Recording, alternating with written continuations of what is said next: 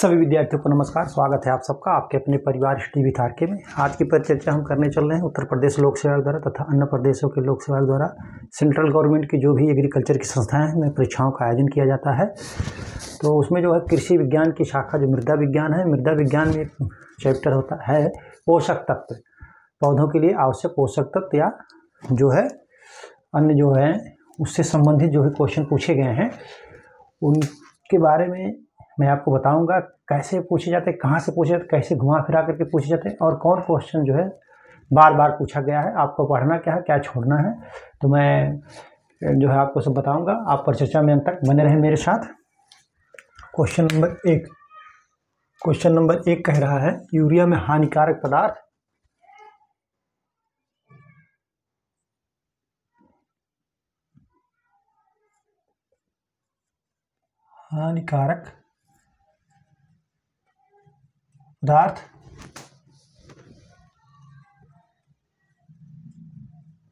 कौन सा यूरिया में होता है। कह रहा है कि हानिकारक पदार्थ कौन सा यूरिया में होता है, या क्वेश्चन ऐसे बन जाएगा यूरिया में कौन सा हानिकारक पदार्थ होता है। तो वो जो है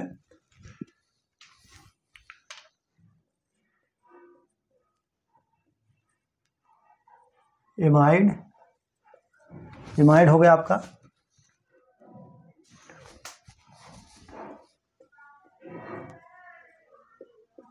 साइनाइड, फिर सी कह रहा बाईयूरेट। क्या कह रहा है?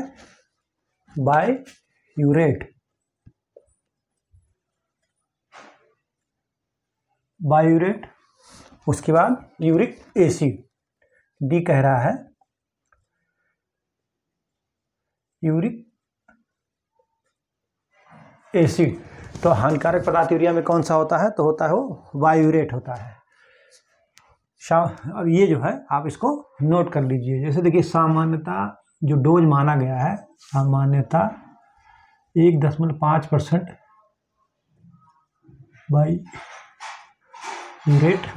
बाईयूरेट यूरिया में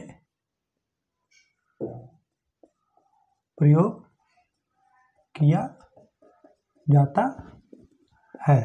ठीक है, 1.5% बाईयूरेट यूरिया में प्रयोग किया जाता है। ठीक है,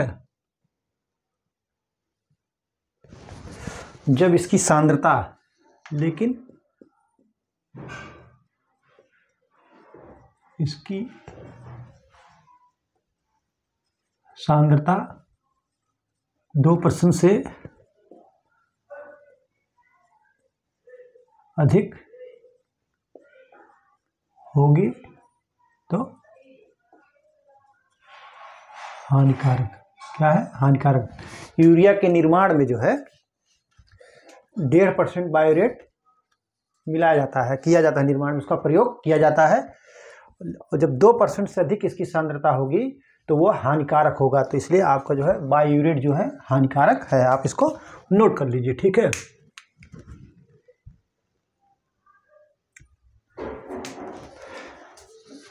अगला क्वेश्चन कह रहा है कि डाइकैल्शियम फास्फेट का सूत्र क्या है। तो हम इसको लिखाएंगे नहीं, आप इसको जो है अलग से लिख लीजिए। इसको खोज करके आंसर आप उसका पता करिएगा। ठीक है,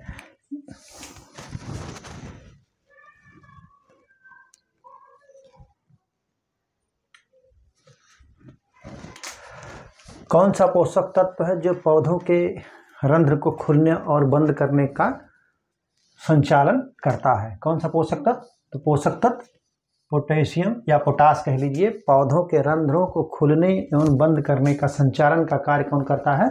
पोटेशियम करता है। स्टोमेटा के बंद और खुलने का कार्य संचालन कौन करता है? पोटेशियम करता है या पोटास। ठीक है, आप इसको नोट कर लीजिएगा, अलग से पढ़ने पर बहुत पूछा जाता है। ठीक है,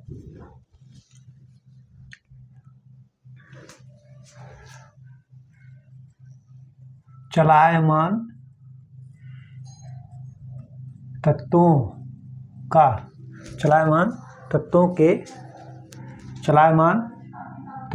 के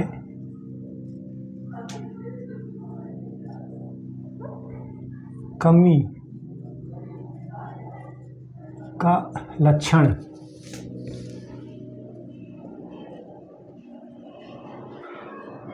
पौधों पर सर्वप्रथम कहाँ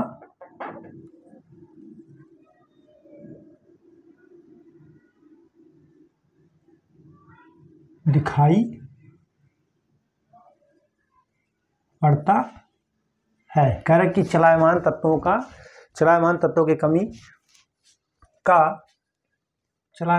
की कमी का लक्षण पौधों पर सर्वप्रथम कहाँ दिखाई पड़ता है? नए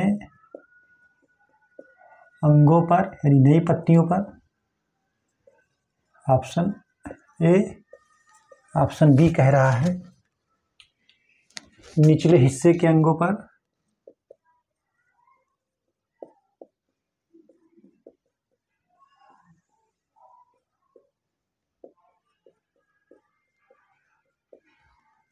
निचले हिस्सों के अंगों पर। सी कह रहा है ऊपरी हिस्सों के अंगों पर।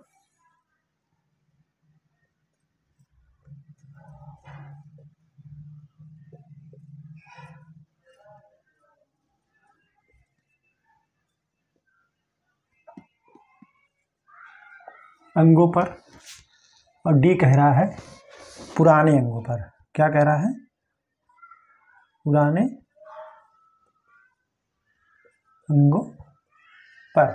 तो इसके पहले की जो क्लास है मैंने उसमें चलायमान तत्व और अचलायमान तत्वों के बारे में बताया है। ठीक है, तो चलायमान तत्वों की कमी का लक्षण पौधों पर सर्वप्रथम कहाँ दिखाई पड़ता है? पुराने अंगों पर दिखाई पड़ता है।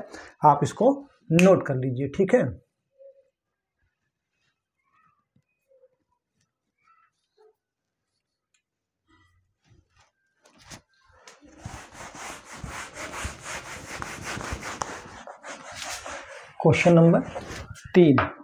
क्वेश्चन नंबर 3 कह रहा है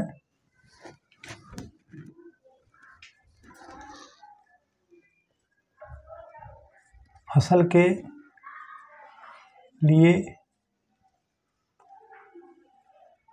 के लिए मृदा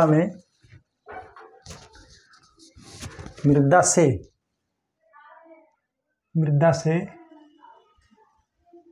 धीमी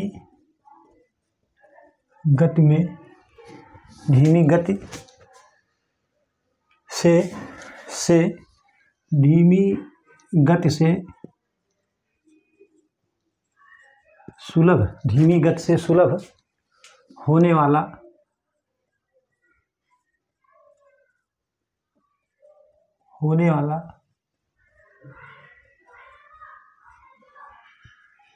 पोषक तत्व कौन सा है? कह रहा फसल के लिए मृदा से धीमी गति से सुलभ होने वाला पोषक तत्व कौन सा है? ऑप्शन ए विनिमय पोटेशियम। बी कह रहा है खनिज पोटेशियम। क्या कह रहा है? अविनिमय पोटेशियम, खनिज पोटेशियम।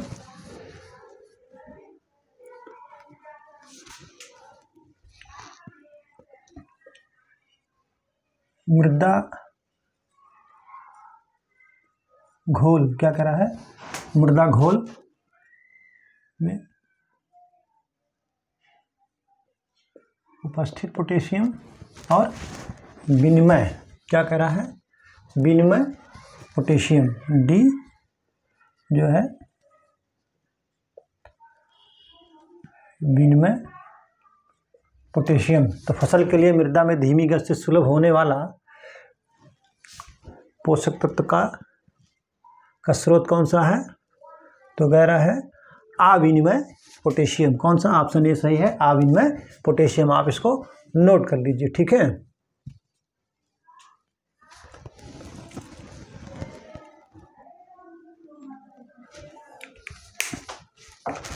अगला क्वेश्चन बहुत बार पूछा गया है, पूछने की पूरी संभावना है आगामी क्वेश्चन पेपर में।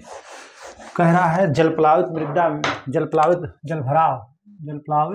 या जलभराव मृदा में पौधे जो है नाइट्रोजन को किस रूप में ग्रहण करते हैं? तो अमोनिकल फॉर्म यानी अमोनिया फॉर्म में जो है ग्रहण करते हैं। किस रूप में ग्रहण करते हैं?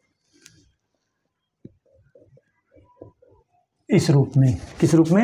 अमोनिकल फॉर्म में, अमोनिया के रूप में जो है जलप्लावित या जलभराव मृदा में जो है पौधे जो है अमोनिया के रूप में, जैसे धान और आलू। ठीक है, आप इसको नोट कर लीजिए। ठीक,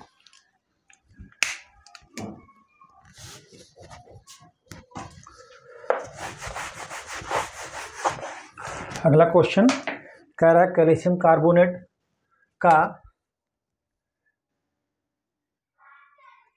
ये CO3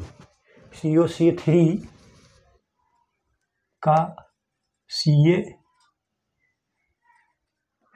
तुल्यांक क्या होता है तथा कितना होता है? ठीक है, 0.56, 0.67, 0.25, क्या कह रहा है? 0.25, सी कह रहा है 0.25 और डी कह रहा है 0.4। तो कैल्शियम कार्बोनेट का कैल्शियम तुल्यांक जो है क्या है या कितना है? तो वो 0.4 है। आप इसको नोट कर लीजिए। ठीक है, कितना होता है? 0.4 होता है। कह रहा है नील हरित शैवाल। अगला क्वेश्चन देखिए, ये भी अलग से रजिस्टर में आप लिख लीजिए। कह रहा है नील हरित शैवाल यानी ब्लू ग्रीन एल्गी, नील हरित शैवाल का प्रयोग किस फसल में होता है? तो किस में होता है? धान में। नील हरित शैवाल का प्रयोग किस में होता है? ये जोला और नील हरित शैवाल का प्रयोग जो है धान की फसल में होता है, नाइट्रोजन के स्थिरीकरण के लिए। ठीक है, अगला क्वेश्चन कह रहा है कि जो है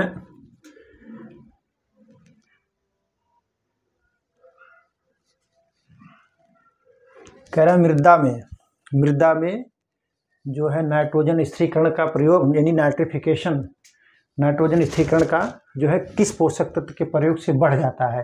तो फास्फोरस, मॉलिब्डेनम और सल्फर, ये 3 पोषक तत्व हैं जो है नाइट्रोजन के स्थिरीकरण दर को बढ़ाते हैं। कौन कौन?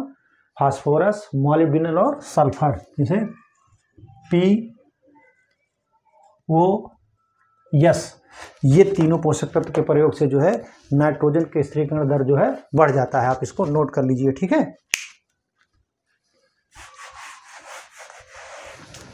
अगला क्वेश्चन कह रहा है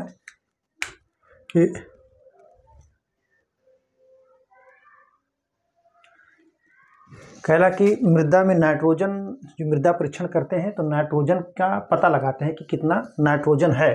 तो किससे पता लगाते हैं? किसकी मात्रा ज्ञात करके पता लगाते हैं? तो जैविक कार्बन की मात्रा को ज्ञात करके जो है नाइट्रोजन का पता मृदा में लगाते हैं। मृदा में नाइट्रोजन का अनुमान, मृदा परीक्षण में नाइट्रोजन का अनुमान हम किससे लगाते हैं?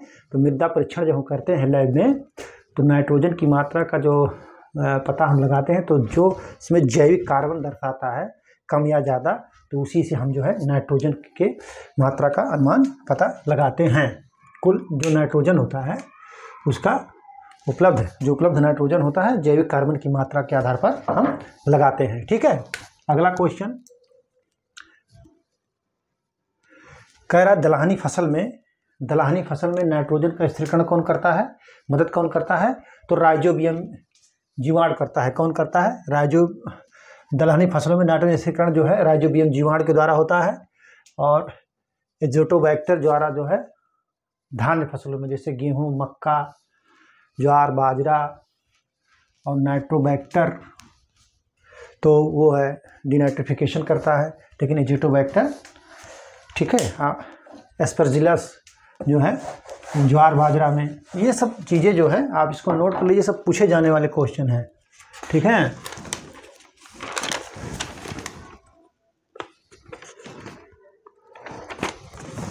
ये सब क्वेश्चन पूछे जा सकते हैं परीक्षाओं में।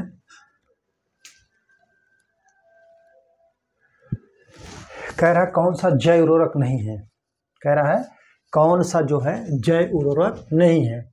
तो पीएसबी हो गया, नार्डेप हो गया, केचुआ, मल्टीप्लेक्स, ये तीसरी बार संभवतः हम आपको बता रहे हैं। तो मल्टीप्लेक्स जो है वो जैव उर्वरक नहीं है, आप इसको ध्यान दीजिए, ठीक है। कह रहा है मृदा कण की रचना का परिवर्तन कैसे किया जा सकता है। तो मृदा कण की रचना को आप नहीं बदल सकते हो। क्या बदल नहीं सकते हो? मृदा कण की जो रचना है उसको आप नहीं बदल सकते हो। जैसे टेक्सचर का परिवर्तन नहीं किया जा सकता है किसी भी दशा में, लेकिन स्ट्रक्चर, ये क्या है, कण, ठीक है, संरचना बदल सकते हैं आप, संरचना जो है आप बदल सकते हैं।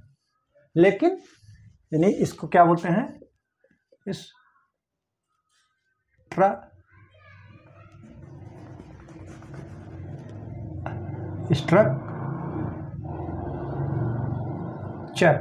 स्ट्रक्चर बदल सकते हैं, लेकिन टेक्सचर जो है अस्थायी गुण है। मृदा का अस्थायी गुण क्या है? टेक्सचर है।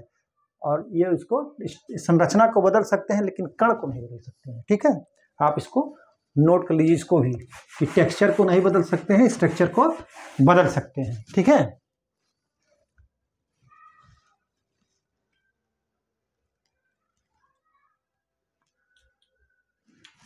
अगला क्वेश्चन, इसको नोट कर लीजिए। कह रहा है कि मृदा में फास्फेट की घुलनशीलता को कौन बढ़ाता है? पीएसबी यानी फास्फोरस साल्बुल बैक्टीरिया कौन सा आता है? तो वो फास्फोरस साल्बुल बैक्टीरिया जो है वो स्यूडोमोनास है। कौन सा है? स्यूडोमोनास। स्यूडोमोनास जो है ये पीएसबी क्या है? Phosphorus soluble bacteria. Phosphorus soluble bacteria जो है कौन सा है? वो स्यूडोमोनास। आप इसको नोट कर लीजिए, कई बार पूछा जा चुका है, हमने इसको आपको कई बार लिखाया है, इसलिए इसको हल नहीं करा रहे हैं, केवल ऐसे बता रहे हैं चलते चलते। पॉलन वायबिलिटी यानी बीज जो है, पॉलन वायबिलिटी यानी गेहूं में पॉलन वायबिलिटी कह रहा है परागजन्यता। गेहूं में पॉलन वायबिलिटी या परागजन्यता किसकी कमी से होता है? किसकी कमी से होता है? वो जो है बोरान। पॉलन वायबिलिटी आप जान लीजिए, पॉलन वायबिलिटी जो है बोरान से संबंधित है। पॉलन वायबिलिटी जो है पॉलन उससे ऐसे क्या होता है कि बीज पराग झड़ जाता है, बीज सेटिंग अच्छा नहीं होता है, फूल गिर जाता है, इससे बोरान की कमी से, ठीक है। आप इसको नोट कर लीजिए, ठीक। देखिए ये ग्रीन हाउस गैस कह रहा है, ग्रीन हाउस गैस कौन सी नहीं है, कह रहा है कौन सी नहीं है, ठीक है। कह रहा है ग्रीन हाउस गैस कौन सी नहीं है, सॉरी कौन सी है, कौन सी है। कह रहा है ग्रीन हाउस गैस कौन सी है, कह रहा है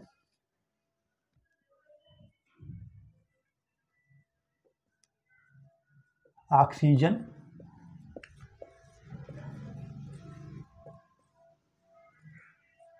क्लोरीन, सी कह रहा है मीथेन, और डी, सी कह रहा है मीथेन, और डी कह रहा है अमोनिया। क्या कह रहा है? अमोनिया। तो ग्रीन हाउस गैस कौन सी है? मीथेन है। कौन सी है? मीथेन है। मीथेन जो है ये है। तो अब आप देखिए मीथेन हो गया, कार्बन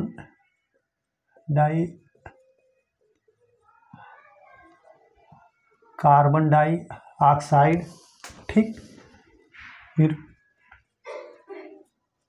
नाइट्रस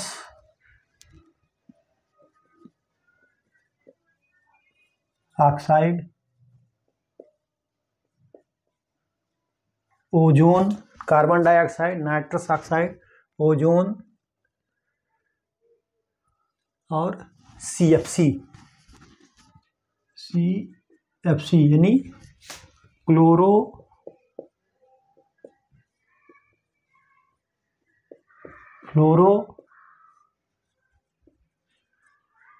कार्बन, ठीक है। क्या कह रहा है? क्लोरोफ्लोरोकार्बन, ठीक है। ये जो है आप जो है इतनी गैसें जो हैं, methane, carbon dioxide, nitrous oxide और ओजोन, CFC यानी क्लोरोफ्लोरोकार्बन, ये सब जो हैं, इतनी जो गैसें हैं ये ग्रीन हाउस गैस हैं, ठीक है। ये जो है तापमान को प्रभावित करती हैं। सबसे ज़्यादा कौन करता है? कार्बन डाइऑक्साइड करता है, ठीक है। आप इसको नोट कर लीजिए, ठीक है। अगला क्वेश्चन कह रहा है कि निम्नलिखित में से फास्फेट का स्रोत कौन है? तो फास्फेट का स्रोत जो है एपेटाइट है। ये आप इसको नोट कर लीजिए, हमने पिछली कई क्लासों में इसको बताया है, तो लिखाएंगे नहीं, केवल हम आपको बता दे रहे हैं ताकि आपको अंदाज़ा लग जाए कि कौन क्वेश्चन कितनी बार पूछा गया है। आप अलग से रजिस्टर पर लिखते चलिए, आपके लिए बहुत फायदेमंद होगा, ठीक है।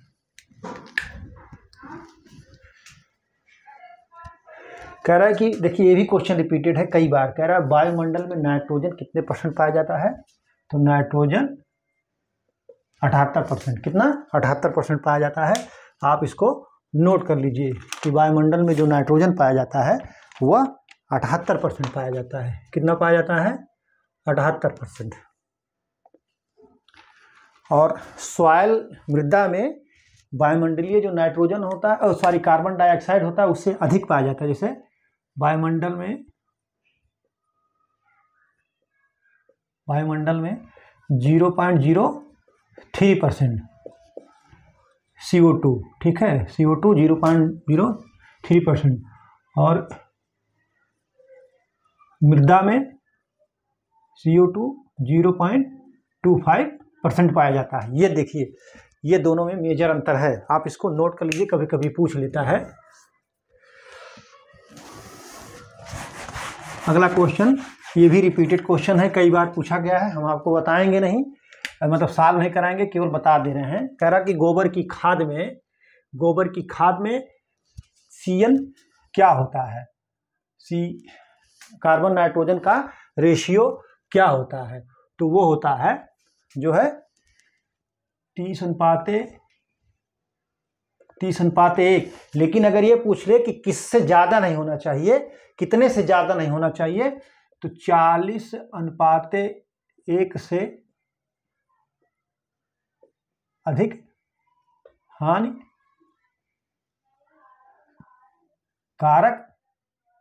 हानिकारक होता है, ठीक है। गोबर की खाद में CN यानी गोबर की खाद में कार्बन नाइट्रोजन का अनुपात अगर 40:1 से ज़्यादा है तो वो जो है हानिकारक होगा। अमूमन जो है कार्बन नाइट्रोजन का जो अनुपात होता है वो 30:1 होता है। आप इसको नोट कर लीजिए, ठीक है। ये क्वेश्चन बहुत बार पूछा गया है।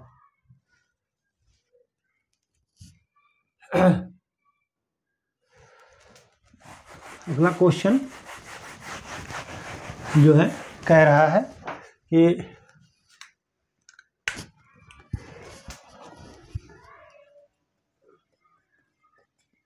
उदासीन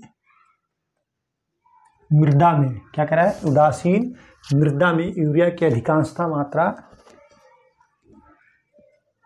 यूरिया की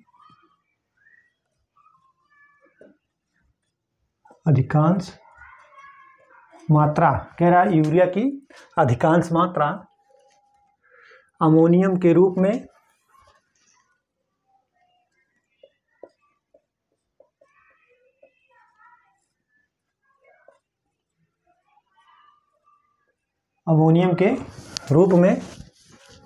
कितने समय में परिवर्तित हो जाता है?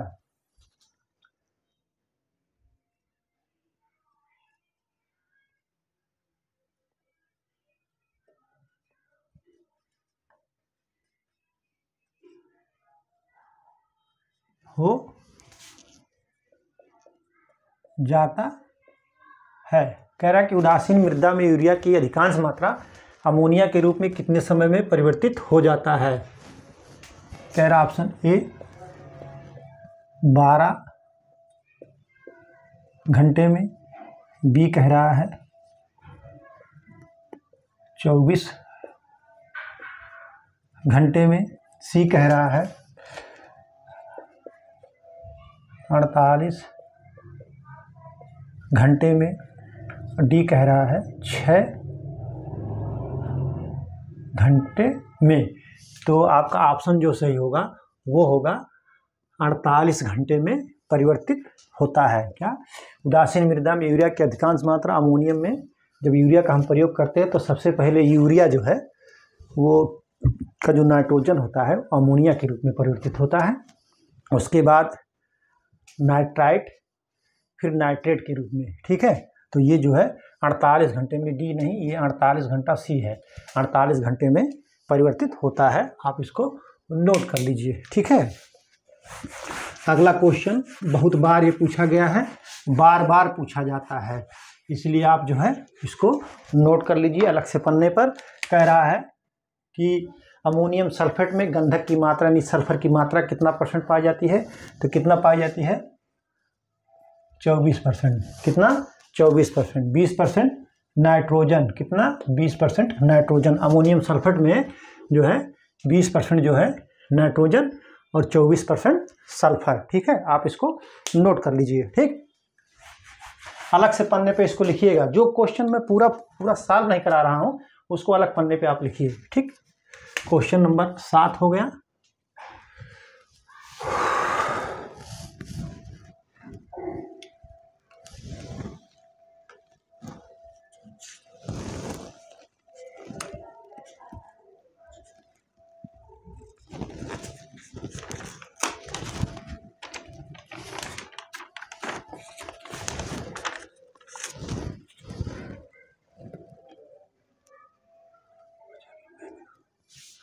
ऊर्जा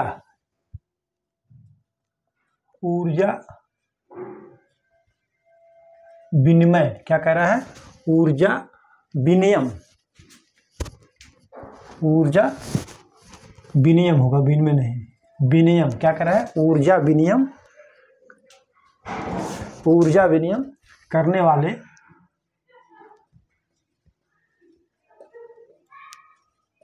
तत्वों के समूह, ऊर्जा विनिमय करने वाले तत्वों के समूह को चिन्हित करें। ठीक है, कह रहा ऊर्जा विनिमय करने वाले तत्वों को चिन्हित करें।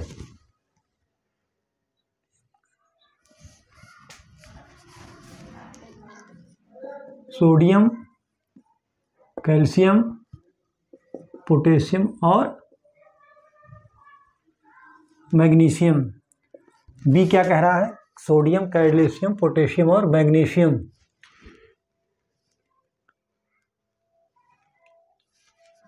कह रहा है नाइट्रोजन, फास्फोरस और सल्फर।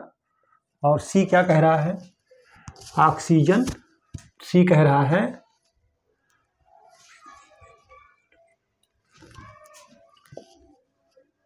मैग्नीज, मोलिब्डेनम, कॉपर और फेरस।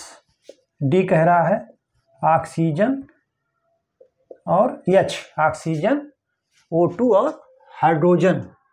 O2 और हाइड्रोजन। क्या कह रहा है? ऑक्सीजन और हाइड्रोजन। तो ऊर्जा विनिमय करने वाले कौन से हैं? ऑक्सीजन और हाइड्रोजन है। आप इसको नोट कर लीजिए। इसमें आप कार्बन भी लगा दीजिए। तो CHO जो है कार्बन हाइड्रोजन जो है विनिमय करने वाले, ऊर्जा विनिमय करने वाले तत्वों के समूह के स्रोत जो है ऑक्सीजन, हाइड्रोजन और कार्बन। आप इसको नोट कर लीजिए। ठीक है,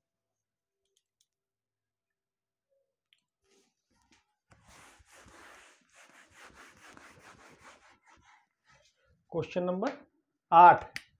क्वेश्चन नंबर 8 क्या कह रहा है कि रॉक फास्फेट की घुलनशीलता बढ़ती है।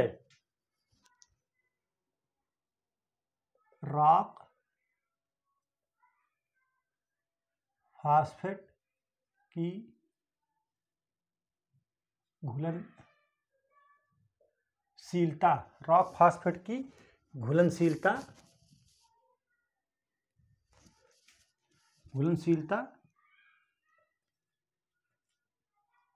बढ़ती है। ऑप्शन ए,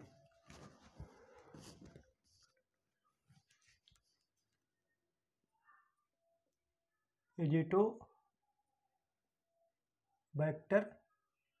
के प्रयोग से। बी कह रहा है नाइट्रोसोमोनास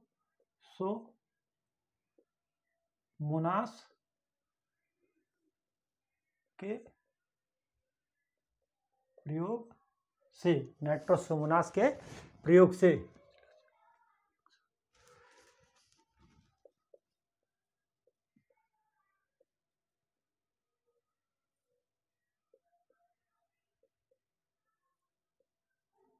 बैसिलस पोलीमेक्सा के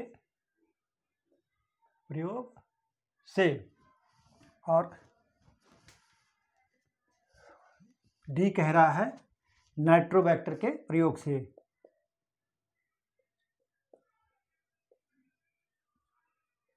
नाइट्रोबैक्टर के प्रयोग से। तो कह रहा रॉक फास्फेट की घुलनशीलता बढ़ती है, वो बढ़ती है बैसिलस पोलीमेक्सा के प्रयोग से। आप इसको नोट कर लीजिए, ठीक है। और अम्लीय मृदा में रॉक फास्फेट का प्रयोग जो है अम्लीय मृदा में किया जाता है। किसमें किया जाता है? अम्लीय मृदा में रॉक फास्फेट का प्रयोग किसमें किया जाता है? अम्लीय मृदा में किया जाता है। आप इसको नोट कर लीजिए, ठीक है। अगला क्वेश्चन लिखाएंगे नहीं, ये भी बहुत बार पूछा गया है। कह रहा है कि डाई अमोनिया फास्फेट में कितना % फास्फोरस पाया जाता है? तो 18% नाइट्रोजन और 46% फास्फोरस। कह रहा है 18% नाइट्रोजन, 46% P2O5 फास्फोरस जो है 46% पाया जाता है, ठीक है।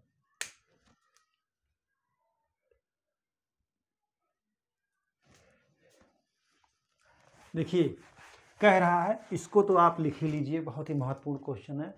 कह रहा है किस तत्व की कमी से, किस तत्व की प्रधानता से, कह रहा है किस तत्व की प्रधानता से मृदा के कणों में, मृदा में बिखराव पाया जाता है। क्या पाया जाता है? मृदा कणों का बिखराव किस तत्व की प्रधानता से होता है? तो किसकी प्रधानता से होता है? सोडियम के। सोडियम जो है डिफ्लुक्लेशन करता है, यानी बिखराव करता है। और जो है कैल्शियम की अधिकता से, कैल्शियम जो है बिखराव को रोकता है। कौन? कैल्शियम। देखिए ऐसे आप याद कर लीजिए, सोडियम बिखराव, क्या? सोडियम बिखराव किसकी? मृदा की, बिखराव मृदा की। और इसको डिस्पर्सन भी कहते हैं। और जो है कैल्शियम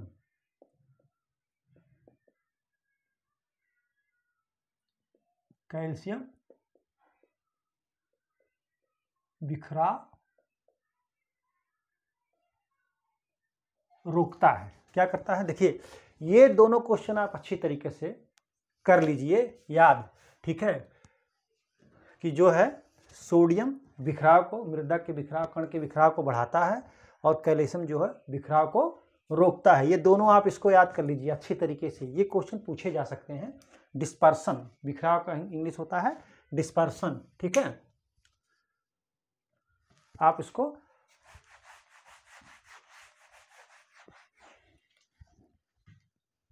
बैम, BA माइकोराइजा, क्या कह रहा है, BA माइकोराइजा, बैम जिसको बोलते हैं बैम, BAM यानी बैस्कुलर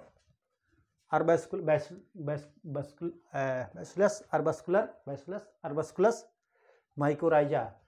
ये क्या करता है, ये जो है ये फास्फोरस के लिए होता है। क्या होता है, फास्फोरस के अवशोषण को कौन बढ़ाता है, तो BA माइकोराइजा बैम जो है फास्फोरस के अवशोषण को बढ़ाता है।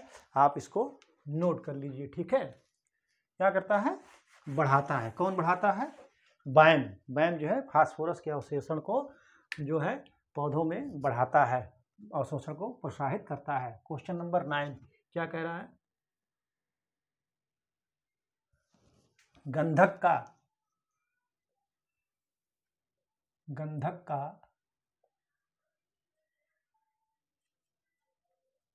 स्थिरीकरण, गंधक का स्थिरीकरण होता है जब जीवांश में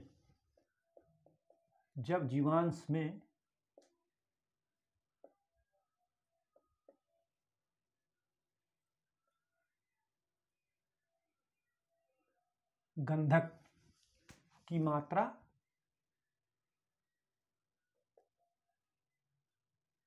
कितनी होती है। कह रहा है कि गंधक का स्थिरीकरण तब होता है, ऐसे कर दीजिए, तब होता है जब जीवांश में गंधक की मात्रा कितनी होती है, ठीक है।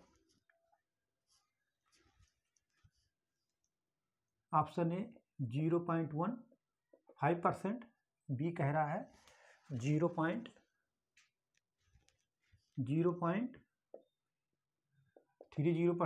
सी कह रहा है 0.45% और डी कह रहा है 0.60%। तो ऑप्शन आपका जो सही होगा वो सी सही होगा। 0.05% जब है जीवांश में गंधक की मात्रा होती है तब जो है गंधक का स्थिरीकरण होता है, ठीक है। आप इसको नोट कर लीजिए, ठीक है। से कम 0% से कम होना चाहिए।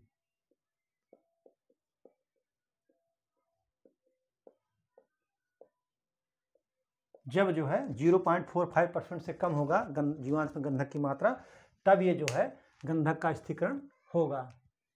देखिए नीम की खली का बार बार अगर आप हमारी वीडियो देख रहे होंगे तो आप इसको तुरंत जान जाएंगे, और मैं इसको बताऊंगा, मतलब बता तो दे रहा हूँ लेकिन सॉल्व नहीं कराऊंगा कि मल्टीपल चॉइस करा करके पूरा क्वेश्चन।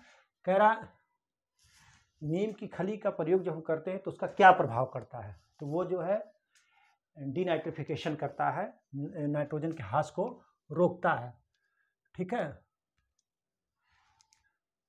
रिसाव, क्या कह रहा है, रिसाव तथा डीनाइट्रिफिकेशन हानि रोककर यूरिया का उपभोग क्षमता बढ़ा देता है। वो जो है यूरिया का उपभोग क्षमता पौधों को बढ़ा देता है नीम की खली का प्रयोग करके।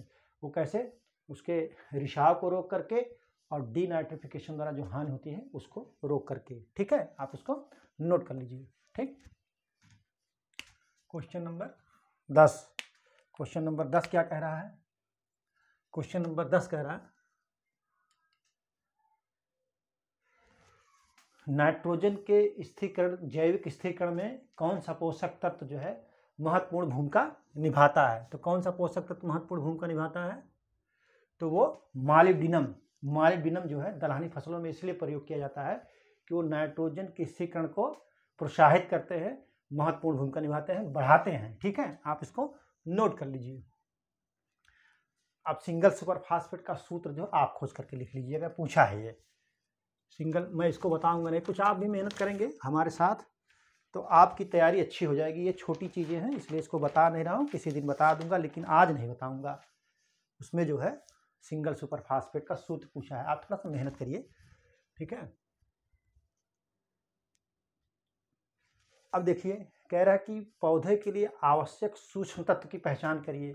तो प्राथमिक तत्व, द्वितीय तत्व, प्राथमिक में carbon, hydrogen, oxygen, nitrogen, phosphorus, potassium, द्वितीय में कैल्शियम, सल्फर, मैग्नीशियम, और बाकी 8 जो है सूक्ष्म तत्व, माइक्रो न्यूट्रिएंट जिसको बोलते हैं उसको, तो उसमें जो है दिया है बोरान, तो बोरान ही होगा। ठीक है, आप उसको नोट कर लीजिए। ठीक है, कौन सी फसल मृदा की क्षारीयता को कम करती है? तो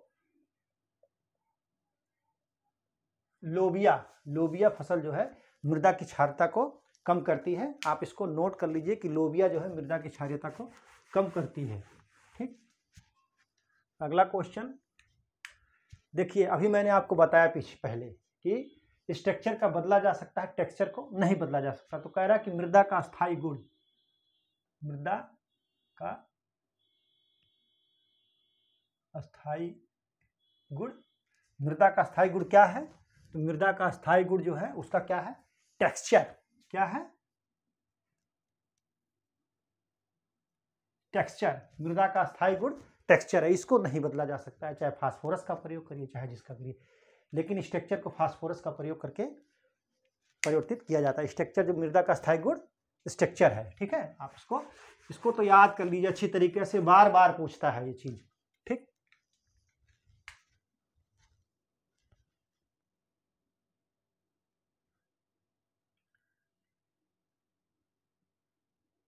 जैसे देखिए कह रहा है कि मृदा के जो है मृदा संरचना में सुधार होता है।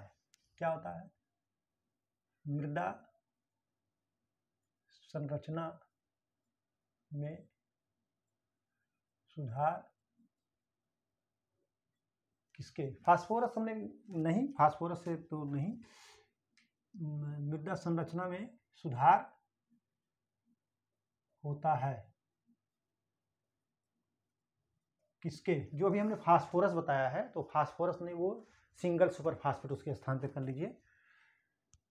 मृदा मतलब जैसे कि संरचना में सुधार, तो फास्फोरस नहीं, single super phosphate. Option A किसके प्रयोग से? ठीक, यूरिया के बाद कह रहा है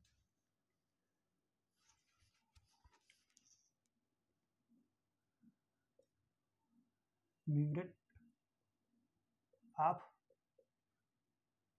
पोटास। सी कह रहा है सिंगल सुपर फास्फेट, और डी कह रहा है जिंक सल्फेट। तो मृदा संरचना का सुधार किसे किया जाता है? सिंगल सुपर फास्फेट से। कैसे? सिंगल सुपर फास्फेट में क्या होता है कि इसमें क्या पाया जाता है? 19% कैल्शियम पाया जाता है। सिंगल सुपर फास्फेट में जो है 19% जो है कैल्शियम होता है, जो मृदा के बाकी क्या मैंने कहा, बिखराव को घटाता है, रोकता है। मृदा के बिखराव को कौन रोकता है? कैल्शियम। और मृदा का बिखराव कौन करता है? सोडियम करता है। तो ये जो क्या करता है, मृदा के कणों को बांधने का आपस में काम करता है, तो जिससे मृदा संरचना में सुधार होती है। इसमें क्या होता है? सिंगल सुपर फास्फेट का प्रयोग जब हम करते हैं तो उसमें कैल्शियम मिलता है 19%। क्या मिलता है? 19% कैल्शियम मिलता है, जो मृदा के बिखराव को रोकता है और जो है मृदा संरचना में सुधार होती है। आप इसको नोट कर लीजिए। ठीक है,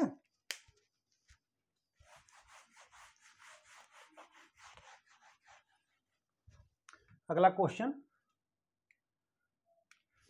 फिर पूछ रहा है, गंधक का स्थिरीकरण तब होता है जब जीवांश में गंधक की मात्रा कितना मिलती है? 0.45% से कम। इसको अलग से पेपर पे लिख लीजिए रजिस्टर में आप जो है। ठीक है, देखिए रिपीट हो गया, उसी दिन ही रिपीट हो गया, उसी दिन आज ही की क्लास में रिपीट हो गया।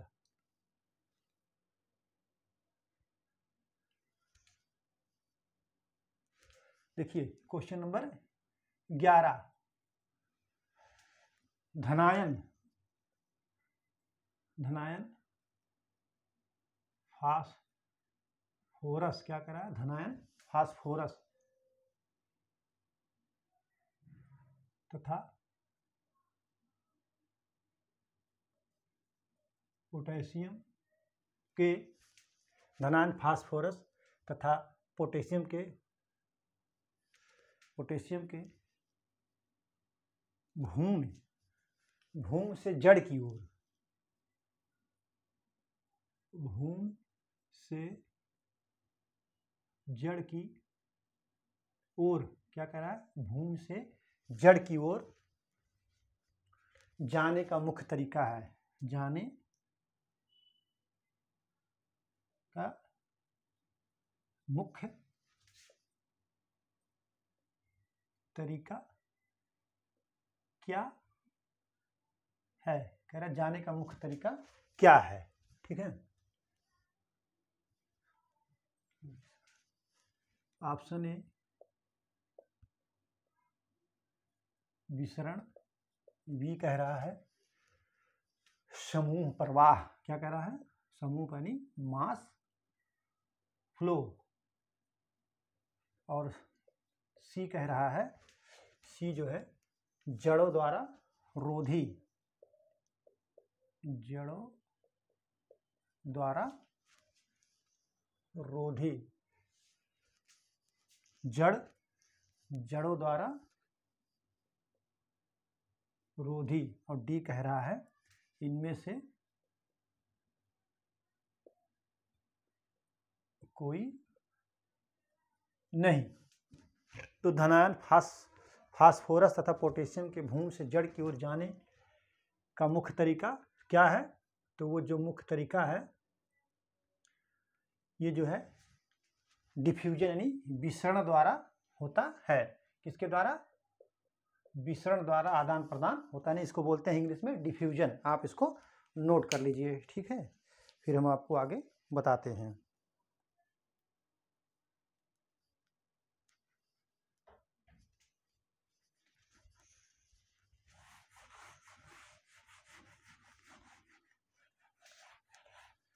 क्वेश्चन नंबर 12, क्वेश्चन नंबर 12 क्या कह रहा है, ये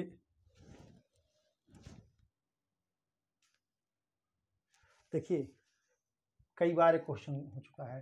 तो कह रहा है मृदा कार्बनिक, कह रहा कार्बनिक कार्बन से क्या अनुमान लगाया जाता है, कार्बनिक कार्बन से क्या अनुमान लगाया जाता है, कह रहा कार्बनिक कार्बन से क्या अनुमान लगाया जाता है।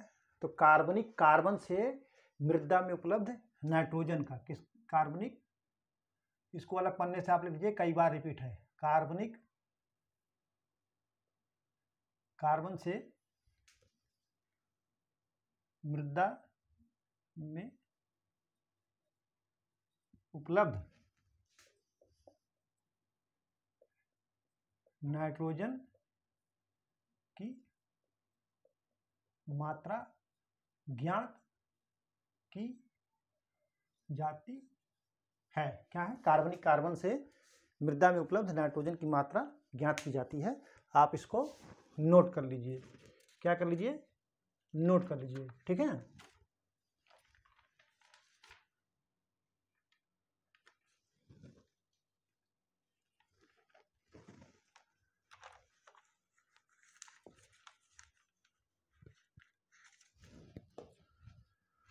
अगला क्वेश्चन,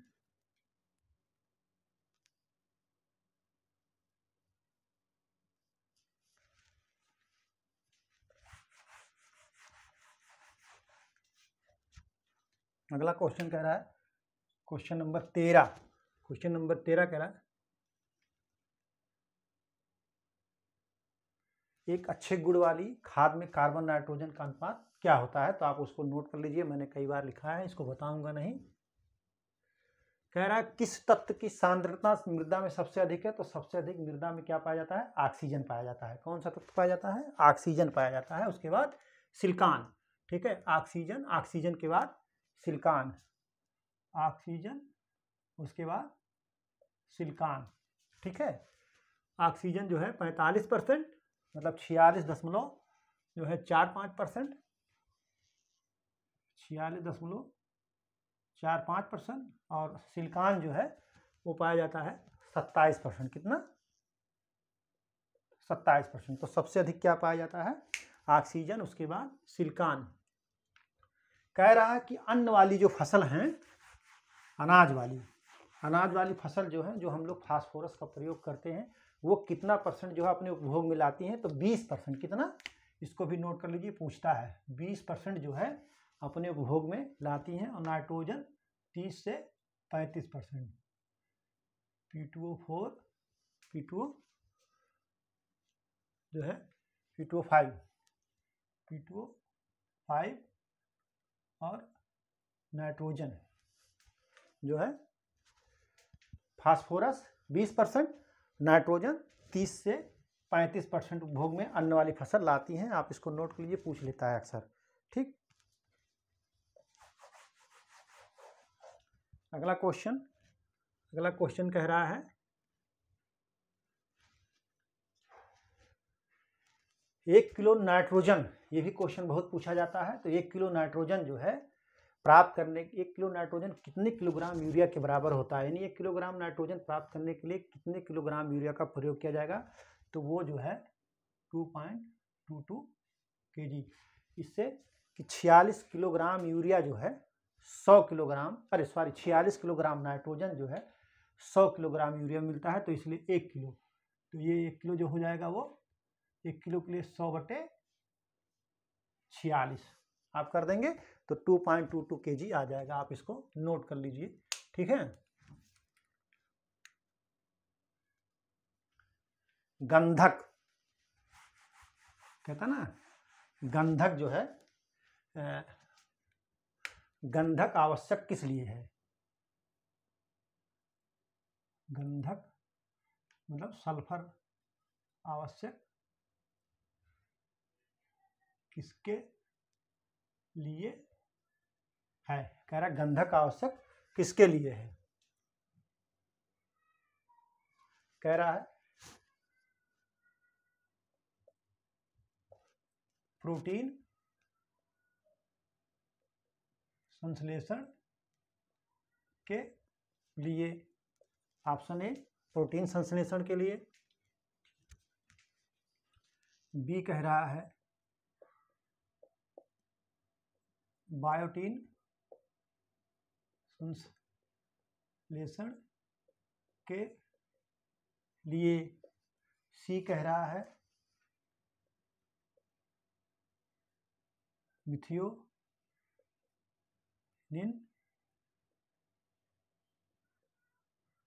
संश्लेषण के लिए, डी कह रहा है जो है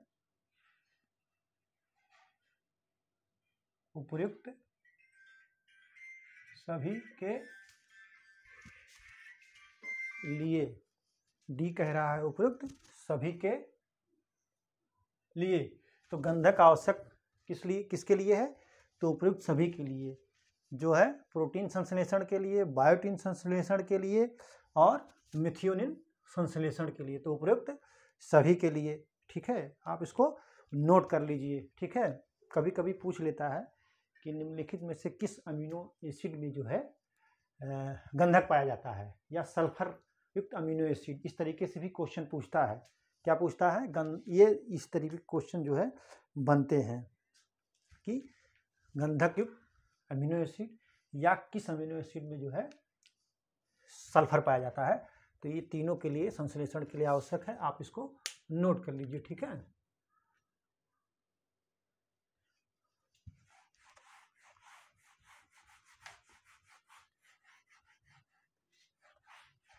अगला क्वेश्चन नंबर 14। क्वेश्चन नंबर 14 क्या कह रहा है, क्वेश्चन नंबर 14 कह रहा है कि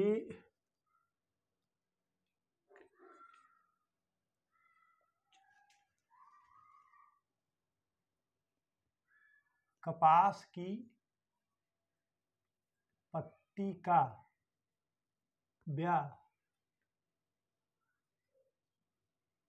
व्याकुंचन, कह रहा कपास की पत्ती का व्याकुंचन का रोग किसकी कमी से होता है। क्या कहता है, किसकी कमी से होता है या किस कारण होता है, ये भी चल सकता है। किसकी कमी से होता है या किसके कारण होता है। ठीक है,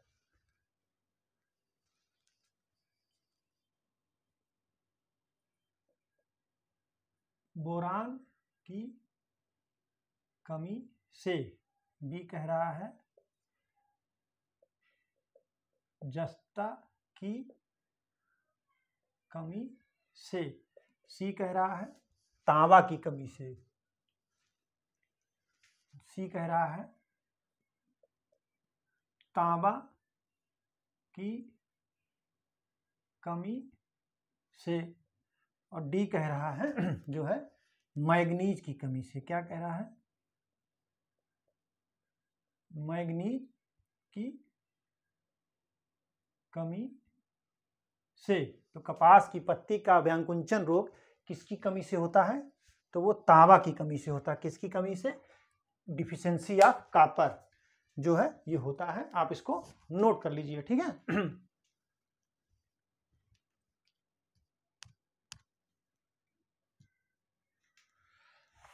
अगला क्वेश्चन ये मैं लिखा चुका हूं, इसको बता दे रहा हूं लेकिन सॉल्व नहीं कराऊंगा।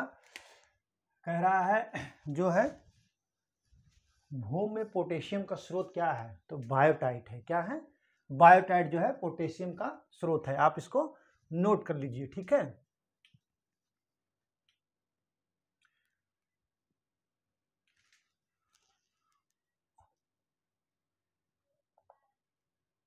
बायो सुपर किससे बना होता है या बनता है? बनता है। कह रहा है कि बायो सुपर जो है किससे बनता है या किससे बना होता है?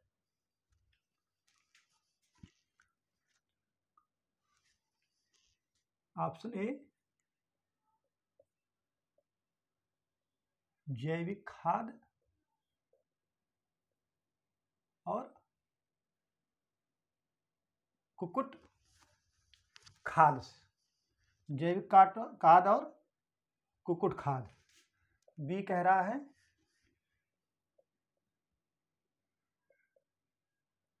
जैविक खाद और सिंगल सुपरफास्फेट।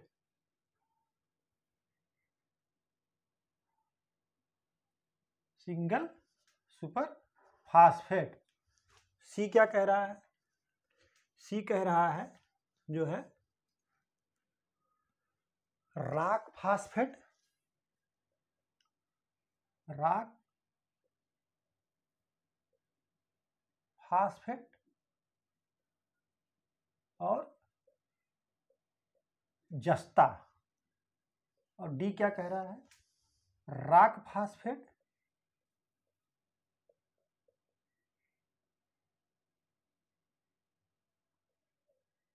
और